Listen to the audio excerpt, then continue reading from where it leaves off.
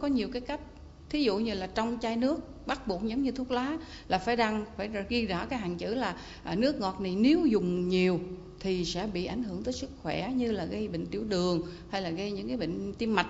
Thật ra cái nước ngọt mà có ga hay là nước ngọt không có ga thì nếu uống trong một cái liều lượng nào vừa phải thì cũng không ảnh hưởng sức khỏe lắm, mà chỉ là khi nào mình uống quá nhiều thì nó mới ảnh hưởng sức khỏe thôi.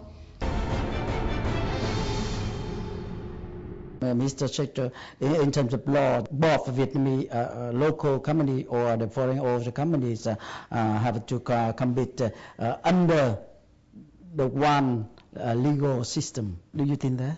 Yes. In fact, just going back to Herb's comment, I think very often we talk with the Vietnamese business community. VCCI is a partner of AmCham in many areas. And very often we find that when we have issues, we are aligned in the issue. We think very similarly vis-a-vis the lawmaking system or the system of control. So not just for foreign companies, not just for Vietnamese companies, business environment is what's important in terms of development of the economy. Mm-hmm. So now, now we have the draft of the new amendment of the tax law on the carbonated beverages.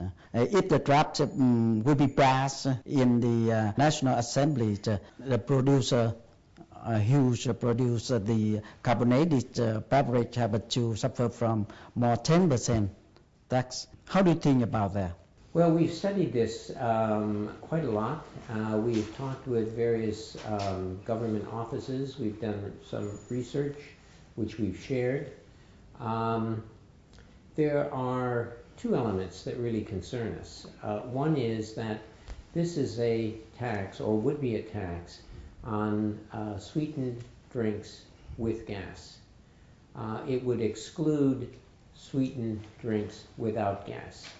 So the line is drawn based on carbonation.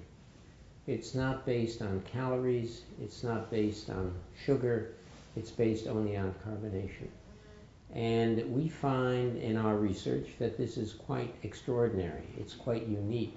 If Vietnam were to impose a tax on carbonation, it would be, from our research, the only country to do that. We are also concerned that an excise tax that's configured this way might fall unfairly on the producers, foreign producers, because foreign producers generally produce carbonated drinks to a greater extent than domestic producers. There are other issues, discussion of health. We don't believe that carbonation taken alone is a negative health factor. In fact, we have found evidence that it is a slightly positive factor. So we think that this is a good dialogue that we are having with the government. They've been open to us, they've been willing to listen, and we hope that as the dialogue continues with sessions such as the workshop here in Hanoi, that we will be able to show them the facts and help them to examine the legislation as it's been drafted. One of the reasons the draft of new amendment for the carbonated soft drink may hurt the health of the human being. Well, what do you think about the damages from carbonated soft drink? Well, we would be concerned if that were true. We would certainly be concerned, and the manufacturers would be concerned. But our research does not support that conclusion. And we have done research by looking at studies which have been completed, and some of them go back several years, some of them are recent. At least one study of carbonation was completed by a Nobel Prize winner. We have shared this research with the government, and we are willing to share it as well, because to date we have found nothing which would support any health concerns that grow out of carbonation.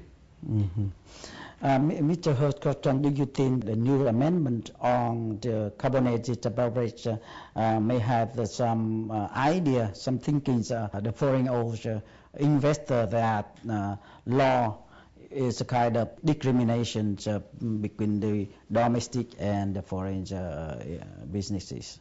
Well, the proposed amendment to the excise tax law, of which one section only deals with carbonated soft drinks, is a bit surprising to us. As Mr. Sesto mentioned, on the health side, we don't think that the assumptions which were mentioned to support the proposed tax are valid.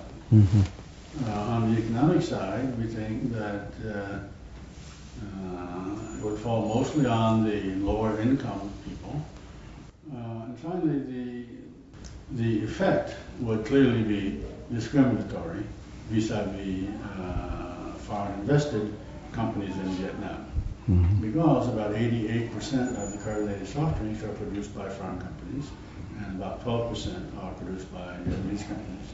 I think that anyway, the draft is draft. As you mentioned, now we have a more forum, more democratic forum to talk. And I hope that the policymaker will have a time to listen to other voices from other side. Anyway, the laws may have the industries will develop. And as you mentioned, the industries will contribute to the economies of Vietnam. That is the typical model to attract more investors to Vietnam for the prosperous of Vietnam. I think everyone will benefit from the right and smart policies of the government. So thank you so much for joining us today. Thank you. Yeah. Thank you very much. Thank you. I have to stand now because in American culture, it's impolite to sit.